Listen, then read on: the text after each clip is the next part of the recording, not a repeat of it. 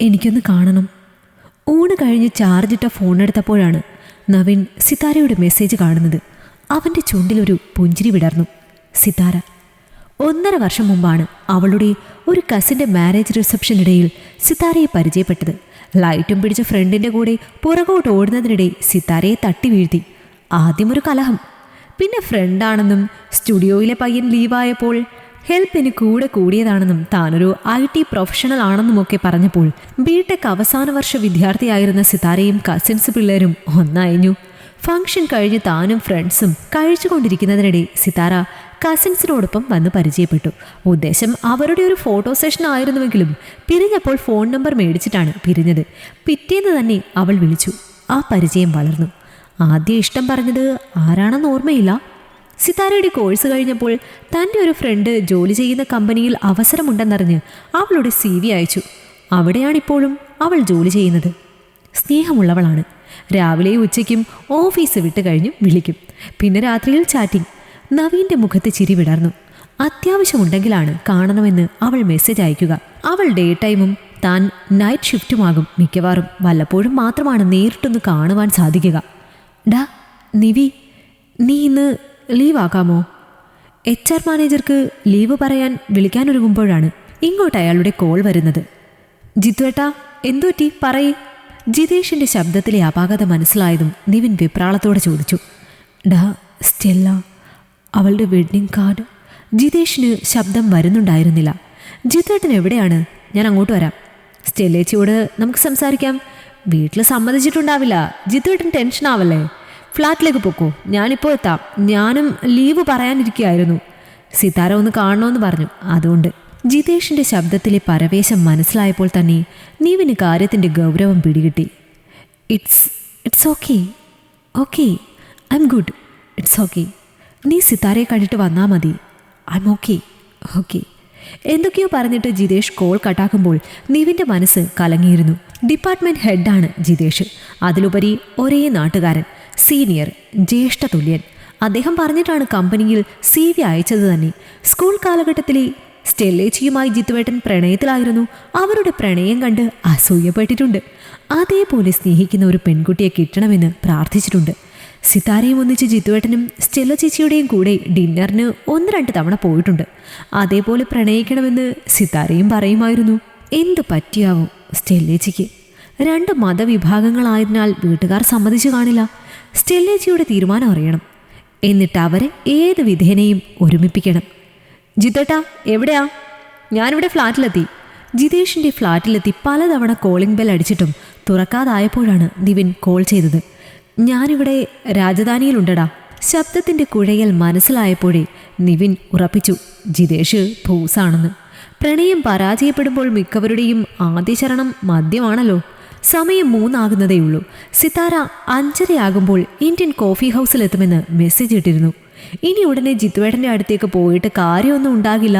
കണ്ടാൽ ഏതൊരു പ്രണയ പരാജിതനെയും പോലെ ആവലാദികളും പ്രണയ കഥകളും പറഞ്ഞിരുത്തും. പെട്ടെന്നൊഴിയാനാവില്ല. പക്ഷേ ഫ്ലാറ്റിലെത്തിക്കണം. സിതാരയെ കണ്ട ശേഷം പോകാം. ഫ്ലാറ്റിന് വെളിയിലേക്കിറങ്ങി ബൈക്ക് സ്റ്റാർട്ടാക്കും മുമ്പേ നിവിൻ ഒരിക്കൽ കൂടി സ്റ്റെല്ലയുടെ നമ്പർ ഡയൽ ചെയ്തു. ഇങ്ങോട്ട് വരുന്നതിനിടെ 4-5 തവണ വിളിച്ചതാണ്, എടുക്കുന്നതേയില്ല. സിതാര വരാൻ ഇനിയും സമയമുണ്ട്. സ്റ്റെല്ലേച്ചി ഒന്ന് പോയി കണ്ടാലോ? ജോലി കിട്ടിയപ്പോൾ നഗരത്തിലേക്ക് അവർ ചേക്കേറിയിരുന്നു. ബൈക്ക് വെളിയിൽ നിർത്തി ഗേറ്റ് തുറന്നതും സിറ്റൗട്ടിലിരുന്ന സ്റ്റെല്ലയുടെ പപ്പ സക്കറിയ മൊബൈലിൽ നിന്നും കണ്ണുയർത്തി. ആഹാ, നിവിനോ? വാ. നാട്ടുകാരായതുകൊണ്ട് സക്കറിയായിക്ക് നിവിനെ പണ്ടേ അറിയാം. പപ്പ, സ്റ്റെല്ലേച്ചി എവിടെ? ഞാൻ വന്നതൊരു കാര്യം പറയാനാണ്. വരുന്ന വഴി മനസ്സിൽ പല ആവർത്തിച്ചുറപ്പിച്ച വാക്കുകൾ നിവിൻ പുറത്തേക്കെടുത്തു. ജിതേഷിൻ്റെ കാര്യമാണോ നിവിൻ പറയാൻ വന്നത്? അവൻ വന്നില്ലെങ്കിലും നീ വരുമെന്ന് ഞാൻ കരുതിയിരുന്നു. നീ തന്നെ സ്റ്റെല്ലയോട് സംസാരിക്കേ. അമ്മയും മകളും എന്തോ പർച്ചേസിന് പോയതാ. ജിതേഷിൻ്റെ കാര്യം ഇങ്ങോട്ട് പറഞ്ഞപ്പോൾ നിവിൻ ആകെ അമ്പരന്നു. സിതാരയുടെ കാര്യം ഓർത്തതും അവൻ വാച്ചിലേക്ക് നോക്കി. ഇപ്പോൾ എത്തൂടാ, ഇറങ്ങാൻ നേരം വിളിച്ചിരുന്നു. സക്കറിയ പറഞ്ഞു തീർന്നയുടൻ ഗേറ്റിന് മുന്നിൽ ചുവന്ന പോളോ വന്നു നിന്നു. ആ നിവിൻ, നീ വന്നിട്ട് ഒത്തിരിയായോ? ഡ്രൈവിംഗ് സീറ്റിൽ നിന്നിറങ്ങി നിറഞ്ഞ ചിരിയോടെ സ്റ്റെല്ല ചോദിച്ചപ്പോൾ നിവിൻ്റെ വാ പൊളിഞ്ഞു. വഞ്ചകി! ഇത്ര നാൾ ജിത്തുവേട്ടൻ്റെ ഇടം വലം നടന്നിട്ട് മറ്റൊരാലോചന വന്നപ്പോൾ കണ്ണുമടച്ച് സമ്മതം മൂളിയ രാക്ഷസി. എന്നിട്ട് ഞാനൊന്നും അറിഞ്ഞില്ലേ രാമനാരായണ എന്ന പോലെ ചിരിക്കുന്ന കണ്ടില്ലേ? ആ മനുഷ്യൻ ബാറിലിരുന്ന് വിഷമം കരഞ്ഞു തീർക്കുവാണ്. അയാളെ ആദ്യം ചവിട്ടണം. ഡാ ഒന്ന് സഹായിക്കടാ ചെറുക്കാ. നിന്നെ കല്യാണം വിളിക്കാതിട്ടുള്ള പിണക്കാണോ? ചുമ്മാ ഒരു ഇൻവിറ്റേഷൻ അങ്ങ് അയച്ചാൽ തീരുന്ന ബന്ധമാണോ നമ്മൾ തമ്മിൽ? നിന്നെ നേരിട്ട് വിളിക്കണമല്ലോ. ഹോ, ഇമാതിരിയുണ്ടോ പെണ്ണുങ്ങൾ? വസ്ത്രം മാറുന്ന പോലെയല്ലേ ബന്ധങ്ങൾ മാറ്റുന്നത്? ജിത്തുവേട്ടൻ്റെ ഫ്ലാറ്റിൽ ഇവരുടെ വസ്ത്രങ്ങളും മറ്റും ഇപ്പോഴും കാണും. നൈറ്റ് ഡ്യൂട്ടിയുടെ പേര് പറഞ്ഞ് രണ്ടാളും കൂടി ലിവിങ് ടുഗദറിലായിരുന്നു. കഴിഞ്ഞ ആഴ്ച വിളിച്ചപ്പോൾ നൈറ്റ് കഴിഞ്ഞ് ഡേ തുടങ്ങിയപ്പോൾ വീട്ടിൽ നിന്നാണ് വരുന്നതെന്നും ജിത്തുവേട്ടൻ പറഞ്ഞിരുന്നു. ഡാ നിവി, സത്യം പറഞ്ഞതാടാ. നിനക്കുള്ള വെഡ്ഡിംഗ് കാർഡ് ദാ അകത്ത് ടീപ്പോയിൽ പേരെഴുതിയിരിക്കുന്നുണ്ട്. സ്റ്റെല്ലയുടെ ശബ്ദമാണ് നിവിനെ ചിന്തയിൽ നിന്നുണർത്തിയത്. കാറിൻ്റെ ഡിക്കിയിൽ നിന്നും കവറുകൾ എടുത്ത് സ്റ്റെല്ലയെ അനുഗമിക്കുമ്പോൾ നിവിന് തന്നോട് തന്നെ പുച്ഛം തോന്നി. ഡാ, നിനക്ക് എന്നോട് എന്തെങ്കിലും സംസാരിക്കാനുണ്ടോ? എത്രയും പെട്ടെന്ന് അവിടെ നിന്ന് ഒഴിവാകണമെന്ന് തോന്നി കവറുകൾ ബെഡിലേക്കിട്ട് തിരിയുമ്പോഴാണ് സ്റ്റെല്ല അവൻ്റെ കയ്യിൽ പിടിച്ചു നിർത്തിയത്. എന്ത് സംസാരിക്കാൻ? എനിക്കൊന്നും സംസാരിക്കാനില്ല. നിവിൻ അവളുടെ കൈ തട്ടിത്തെറിപ്പിച്ച് പുറത്തേക്ക് ഇറങ്ങാൻ തുടങ്ങി. സംസാരിക്കേണ്ട ആൾക്ക് നാവ് പൊങ്ങില്ല. അയാൾ അവിടെ കിടപ്പുണ്ടാകും രാജധാനി ബാറിൽ. അയാളോട് പോയി സംസാരിക്കും രാക്ഷസി. പുറത്തേക്കിറങ്ങും മുമ്പ് നിവിൻ തിരിഞ്ഞു നിന്ന് സ്റ്റെല്ലയെ നോക്കി പറഞ്ഞു. പുറകിൽ സ്റ്റെല്ലയുടെ പൊട്ടിച്ചിരി കേട്ടപ്പോൾ അതിയായ രോഷത്തോടെ നിവിൻ അകത്തേക്ക് കയറി. ചിരിക്കുന്നോ? ഇനിയും മതിയായില്ലേ നിങ്ങൾക്ക്? തുണി മാറുന്ന ലാഘവത്തോടെ ബന്ധങ്ങൾ മാറിയിട്ട് ചിരിക്കുന്നത് കണ്ടില്ലേ? നിങ്ങൾ സ്ത്രീകൾക്ക് നിങ്ങൾക്ക് എന്തോ ആകാമല്ലോ അല്ലേ? ഞങ്ങൾ ആണുങ്ങൾ വേണ്ട എന്ന് വെച്ചാൽ തേപ്പ്, പിന്നെ ആത്മഹത്യ, കരച്ചില്, പിഴിച്ചില്. നിവിൻ സ്റ്റെല്ലയുടെ നേരെ നോക്കി അലറി. വാതുക്കലേക്ക് നോക്കി സ്റ്റെല്ല കണ്ണുകൊണ്ട് ആംഗ്യം കാണിച്ചത് കണ്ടപ്പോൾ നിവിൻ പുറത്തേക്ക് നോക്കി. സ്റ്റെല്ലയുടെ പപ്പയും മമ്മിയും വാതുക്കൽ വരെ വന്നിട്ട് തിരിഞ്ഞു നടക്കുന്നു. ബന്ധങ്ങൾ. അപ്പോൾ നിനക്ക് എന്തറിയാം നിവി ബന്ധങ്ങളുടെ വില? അറിയാമെങ്കിൽ ഒന്ന് പറഞ്ഞു കൊടുക്കണം നിന്റെ ജിത്തുവേട്ടന്. ഓഹോ, ബന്ധങ്ങളുടെ വില മനസ്സിലായപ്പോഴാണോ നിങ്ങൾ പിന്മാറിയത്? ഹൈസ്കൂളിൽ തുടങ്ങി ഇത്ര വർഷമായി കഴിഞ്ഞാണോ ബന്ധങ്ങളെപ്പറ്റി ഓർക്കുന്നേ? എന്തിനാണ് ഇത്ര നാൾ എടുത്തത് അയാളെ ഒഴിവാക്കാൻ? അന്നേ പറഞ്ഞുകൂടായിരുന്നോ വേറെ മതമാണെന്നും മാതാപിതാക്കളുടെ സമ്മതമില്ലാതെ വിവാഹത്തിന് പറ്റില്ലെന്നും ഒക്കെ? നിങ്ങൾക്ക് എന്താണല്ലേ? ആവശ്യത്തിന് സമ്പാദ്യം സൗന്ദര്യമുള്ള ഒരാളെ കണ്ടപ്പോൾ ഇട്ടിരുന്ന വസ്ത്രം അഴിച്ചു കളയുന്നൊരു ഫീൽ, അത്രയേ ഉള്ളൂ. നഷ്ടം ആ മനുഷ്യനാണല്ലോ. കുടിച്ചു മരിക്കും അങ്ങേരെ ഏതോ ബാറിൽ. കുടിച്ചു മരിക്കുന്നത് അയാളുടെ ഇഷ്ടം. അത് ഒരു കാരണം മാത്രം. ഈ കാരണമില്ലെങ്കിൽ അയാൾ കുടിക്കില്ലെന്ന് നിനക്കുറപ്പുണ്ടോ? നീ പറഞ്ഞല്ലോ നഷ്ടം അയാൾക്കാണെന്ന്. എനിക്ക് നഷ്ടപ്പെട്ടതൊന്നും നഷ്ടങ്ങളല്ലേ. ഒരു സ്ത്രീക്ക് ഏറ്റവും വിലയേറിയത് അവളുടെ ചാരിത്രമാണെന്ന് പറയാറുണ്ട്. അത് നഷ്ടപ്പെടുത്തിയത് അയാൾക്ക് വേണ്ടിയല്ലേ? ഞാനെന്താ വേശ്യയാണോ? ഇന്നൊരുത്തനെയും നാളെ മറ്റൊരുത്തനെയും മറ്റന്നാൾ മൂന്നാമതൊരാളെയും തിരഞ്ഞെടുക്കാൻ? സ്റ്റെല്ലയുടെ ചോദ്യത്തിന് മുന്നിൽ നവിൻ തെല്ലു പതറി. ജിത്തുവേട്ടനേക്കാൾ മെച്ചപ്പെട്ട ഒരാളെ കണ്ടപ്പോൾ ഒഴിവാക്കാൻ ഓരോ ന്യായീകരണങ്ങൾ. ചെറുക്കൻ എവിടെയാ? യൂറോപ്പിലോ അമേരിക്കയിലോ? രണ്ടുമല്ല. നീ ഇനി പറയുന്നത് സർക്കാർ ഉദ്യോഗസ്ഥനായിരിക്കുമെന്നാകും. സർക്കാർ ഉദ്യോഗസ്ഥനെയോ പ്രവാസിയെയോ കിട്ടിയാൽ സ്നേഹിക്കുന്നവരെ ഒഴിവാക്കുമെന്നാണല്ലോ പൊതുവായ ധാരണ. ടോണി ഒരു കൃഷിക്കാരനാണ്. ഒത്തിരി സ്ഥലമൊന്നുമില്ല, കുറച്ച്. സ്വന്തം സ്ഥലത്തും പിന്നെ പാട്ടത്തിനടുത്തും കൃഷി ചെയ്ത് ജീവിക്കുന്നവൻ. എന്നുവെച്ച് വിദ്യാഭ്യാസം ഇല്ല എന്നല്ല, ബിരുദാനന്തര ബിരുദമുണ്ട്. അവൻ്റെ പപ്പ ചെറുപ്പത്തിലെ മരിച്ചതാണ്. അമ്മ കിടപ്പിലായപ്പോൾ കിട്ടിയ ജോലി വേണ്ട എന്ന് വെച്ച് അമ്മയെ നോക്കാൻ നാട്ടിൽ തന്നെ കൂടിയവൻ. അങ്ങനെ ഒരുത്തൻ സ്വന്തം കാര്യം മാത്രം നോക്കാതെ എന്നെയും കെയർ ചെയ്യുമെന്ന് എനിക്കുറപ്പുണ്ട്. നാണമില്ലേ ഇത്ര നാൾ ഒരുത്തൻ്റെ കൂടെ കഴിഞ്ഞിട്ട് പാവം ഒരു പയ്യനെ ചതിക്കാൻ?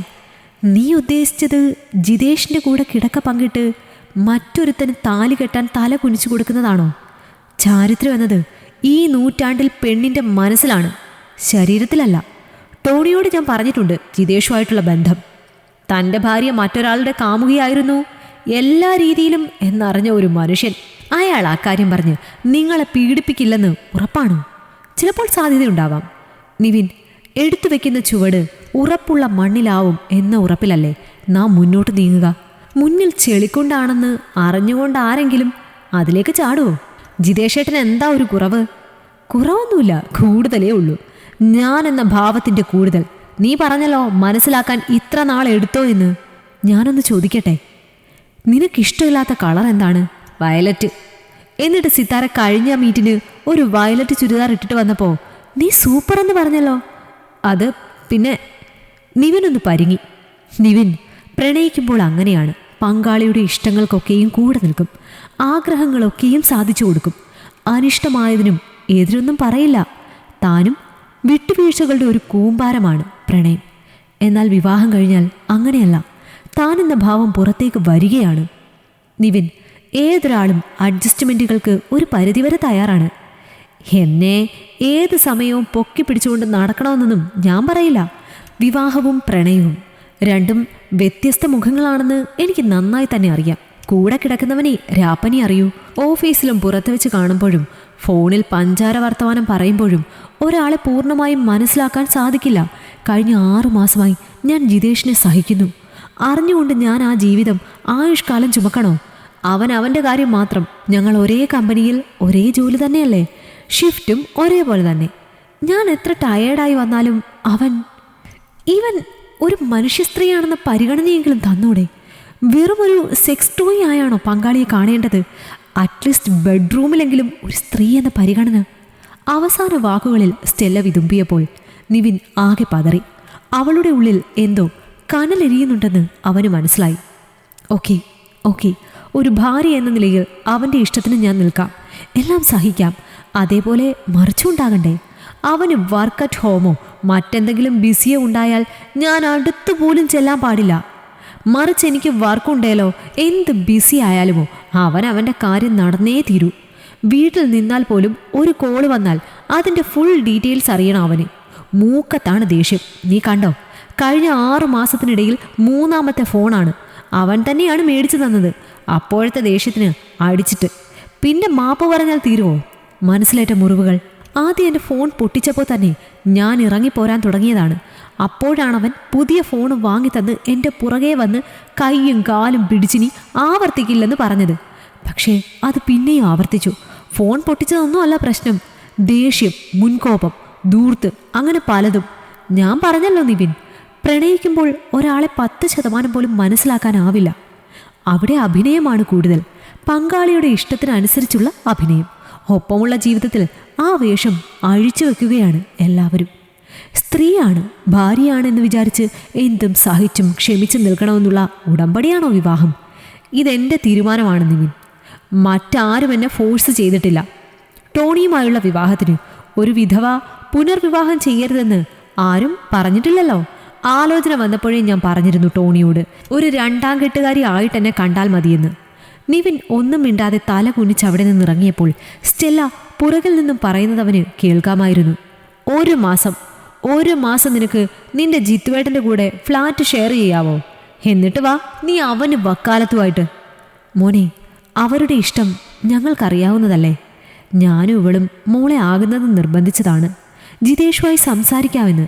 പക്ഷേ ശാരീരികമായി മർദ്ദിച്ച പാടുകൾ ഇവളെ കാണിച്ചു കൊടുത്തപ്പോൾ സിറ്റ് ഔട്ടിലിരിക്കുന്ന സ്റ്റെല്ലയുടെ പപ്പ സക്കറിയ പുറത്തേക്ക് വന്ന് നിവിനോട് പറഞ്ഞു, ഞങ്ങൾക്കാകെ ഒരു മകളേ ഉള്ളൂ. അറിഞ്ഞുകൊണ്ട് അങ്ങനെ അവളെ അവനോടൊപ്പം പറഞ്ഞയക്കുന്നത് എങ്ങനെ? കേസ് കൊടുത്താൽ കുറഞ്ഞത് 6 മാസം അകത്ത് കിടക്കേണ്ടതാവൻ കാണിച്ച അതിക്രമത്തിന്. സ്റ്റെല്ലയുടെ മമ്മി പല്ല് കടിച്ച് പറഞ്ഞപ്പോൾ നിവിൻ അതിവേഗത്തിൽ ഗേറ്റ് കടന്ന് ബൈക്ക് സ്റ്റാർട്ട് ചെയ്തു. ഫോൺ സൈലന്റ് മാറ്റിയപ്പോൾ ജിതേഷിൻ്റെ 4-5 കോളുകൾ. നിവിൻ ആ നമ്പർ ബ്ലോക്ക് ലിസ്റ്റിലേക്ക് മാറ്റി. അവരുടെ ഫ്രസ്ട്രേഷനും ദേഷ്യവും ഒക്കെ മറ്റുള്ളവരിലേക്ക് അടിച്ചേൽപ്പിക്കുന്ന ചിലർ. മറുത്തൊന്നും പറയാത്തവരാണേൽ അതുള്ളിലൊതുക്കി വിഷമിച്ച് കരഞ്ഞുകൊണ്ടിങ്ങനെ. തിരിച്ചു പറയുന്നവരായാൽ പിന്നെ അടിയായി ബഹളമായി. കോഫി ഹൗസിന് മുന്നിലെ മരത്തണലിൽ ബൈക്ക് നിർത്തുമ്പോഴേ 2ാം നിലയിലെ ഓപ്പൺ പ്ലേസിൽ ചെയറിൽ സിത്താര പുറംതിരിഞ്ഞിരിക്കുന്നവൻ കണ്ടു. അരയ്ക്കൊപ്പമുണ്ടായിരുന്ന നീണ്ട മുടി തോളൊപ്പം കട്ട് ചെയ്തിട്ടിരിക്കുന്നത് കണ്ടിട്ടും സിത്താരയെ അവൻ ഒറ്റ നോട്ടത്തിൽ മനസ്സിലായി. ഇടതൂർന്ന ആ മുടിയായിരുന്നു സിത്താരയുടെ ഹൈലൈറ്റ്. 1-2 തവണ അറ്റം വെട്ടിയപ്പോൾ താൻ വഴക്ക് പറയുകയും ചെയ്തിരുന്നു. മുടിയൊക്കെ വെട്ടിയോ? സിത്താരയുടെ എതിരെയുള്ള ചെയറിലേക്കിരുന്നു കൊണ്ട് നിവിൻ പറഞ്ഞപ്പോൾ അവൾ ഒന്നും മിണ്ടാതെ നിവിൻ ഇഷ്ടമുള്ള കോൾഡ് കോഫി മുന്നിലേക്ക് നീട്ടിവെച്ചതേയുള്ളൂ. എന്തേലും പറയടൂ, കാണണമെന്ന് പറഞ്ഞിട്ടിങ്ങനെ ഒന്നും പറയാതിരിക്കുന്നേ? മുടി വെട്ടിയതിന് എന്തേലും പറയുമെന്ന് കരുതിയിട്ടാണോ? തനിക്കിതും ചേരും, പിന്നെ തൻ്റെ ഇഷ്ടമല്ലേ വലുത്. അല്പസമയം കഴിഞ്ഞിട്ടും സിത്താര ഒന്നും മിണ്ടാതിരുന്നപ്പോൾ നിവിൻ പറഞ്ഞു. അതിനും സിത്താര ഒന്നും മിണ്ടിയില്ല. അവളുടെ കണ്ണുകൾ നിറഞ്ഞു വരുന്നുണ്ടായിരുന്നു. എന്താണോ താൻ കാര്യം പറയും? നിവിൻ, എൻ്റെ കല്യാണം ഉറപ്പിച്ചു. കസേരയിലേക്ക് ചാരി സ്തബ്ധനായിരുന്നു നിവിൻ. ചെറുക്കൻ എവിടെയാ? ജോലിയാണോ? മെല്ലെ ശ്വാസം വിടാമെന്നായപ്പോൾ നിവിൻ പതിയെ ചോദിച്ചു. അമേരിക്കയിലാണ്. വീട്ടുകാർ നിർബന്ധിച്ചപ്പോൾ ഞാൻ. സിത്താര ടീക്കപ്പിൽ ഞെരിച്ചുകൊണ്ട് അവനെ നോക്കാതെ തുടർന്നു. അനിയൻ MBA കഴിഞ്ഞല്ലോ. ഞാൻ അമേരിക്കയിൽ സെറ്റിലായാൽ അവനും പോകാം.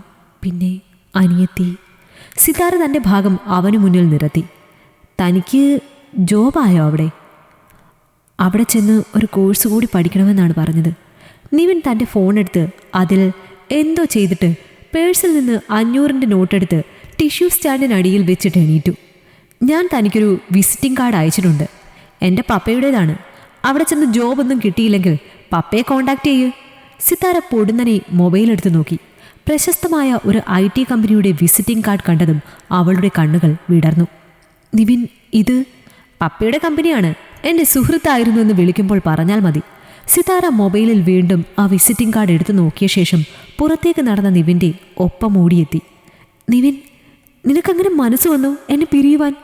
ഈ വിവാഹം വേണ്ടെന്ന് വെച്ചുകൂടെ എന്ന് പോലും ചോദിച്ചില്ല? വർഷങ്ങളായി പ്രണയത്തിലായിരുന്ന ജിത്തുവേട്ടനും സ്റ്റെല്ലേച്ചിയും തമ്മിൽ പിരിഞ്ഞു. ഞാനിപ്പോൾ സ്റ്റെല്ലേച്ചിയോട് സംസാരിച്ചിട്ടാണ് വന്നത്. അവർ പറഞ്ഞതിനപ്പുറം ഒന്നും തനിക്കും പറയാനുണ്ടാവില്ല എന്ന് അറിയാം. All the best. നിവിൻ പാർക്കിങ്ങിലേക്ക് നടന്നു. നിവിൻ പ്ലീസ്, എനിക്കിതിൻ്റെ മറക്കാനാവുന്നില്ലടാ. സിത്താര, നീ എല്ലാം തീരുമാനിച്ചുറച്ചാണ് വന്നത്. മുറിച്ചു കളഞ്ഞ നിൻ്റെ ഈ മുടി തന്നെ, നീ അതിന് ഏറ്റവും വലിയ ഉദാഹരണം. എന്നാണ് IELTSൻ്റെ എക്സാം? നാളെ കഴിഞ്ഞു. സിത്താര ഒന്നും ഓർക്കാതെ പറഞ്ഞു. സോ ഈ കല്യാണത്തിന് നീ നേരത്തെ തന്നെ പ്രിപ്പയർഡ് ആയിരുന്നു എന്ന് സാരം. നിന്നോടുള്ള ജീവിതം സ്വപ്നം കണ്ടിരുന്ന ഞാൻ മണ്ടൻ. നിവിൻ, ഞാൻ അങ്ങനെയൊന്നും ഉദ്ദേശിച്ചല്ല. അനിയനും അനിയത്തിയൊക്കെ അവരുടെ ലൈഫ് അത് ഞാനല്ലേ നോക്കേണ്ടത്. സിത്താര, പുതിയ ബന്ധങ്ങൾ തേടാൻ എല്ലാവർക്കും ഇന്ന് ഇൻട്രസ്റ്റ് ആണ്. അതവരുടെ സ്വാതന്ത്ര്യമാണ്. പക്ഷേ അത് നമ്മുടെ മാതാപിതാക്കളായാൽ സഹിക്കാനാവില്ല. പപ്പയും മമ്മിയും ഡിവോഴ്സ് ആയപ്പോഴാണ് ഞാൻ സ്റ്റേറ്റ്സ് വിട്ട് അച്ഛമ്മയുടെ അടുത്തേക്ക് വന്നത്. പിന്നെ എനിക്ക് വിദ്യാഭ്യാസമുണ്ട്. ലോകത്തെവിടെയാണെങ്കിലും ശ്രമിച്ചാൽ ഒരു ജോബ് കിട്ടാവുന്നതേ ഉള്ളൂ. ബട്ട് നീ അതൊന്നും ഓർത്തില്ല. എന്നിലും മികച്ച ഒരാളെ കണ്ടപ്പോൾ നീ അവനിലേക്ക് തിരിഞ്ഞു. നീ നാളെ മറ്റൊരാളെ കണ്ടാൽ അങ്ങോട്ട് മുഖം തിരിക്കില്ലെന്ന് എന്താണുറപ്പ്? നിവിൻ, ഇങ്ങനെയൊന്നും പറയല്ലേ പ്ലീസ്. നമുക്കൊന്നിച്ചൂടെ? നിനക്കങ്ങനെ മറക്കാൻ പറ്റുമോ എന്നെ? സ്നേഹിച്ചാൽ അങ്ങനെ മറക്കാൻ പറ്റുമോ? സോ ഉള്ളിൻ്റെ ഉള്ളിൽ ഉണ്ടാകും നീ എന്നും. പക്ഷേ പേടിക്കണ്ട, ഒരു മെസ്സേജ് കൊണ്ട് പോലും നിന്നെ ഉപദ്രവിക്കില്ല. പിരിയാനുള്ള അവകാശം എന്ത് കാരണത്താലും ആവട്ടെ, അത് ഏതൊരു വ്യക്തിയുടെയോ അവകാശമാണ്.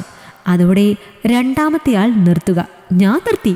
ഒരപേക്ഷ മാത്രം, ഒരിക്കലും എന്നെ ബ്ലോക്ക് ചെയ്യരുത്. എനിക്ക് നിന്നെ കാണണം. നിൻ്റെ ഓരോ വിശേഷങ്ങളും വളർച്ചയും സന്തോഷവും എല്ലാം അറിയണം. Okay, god bless you. By.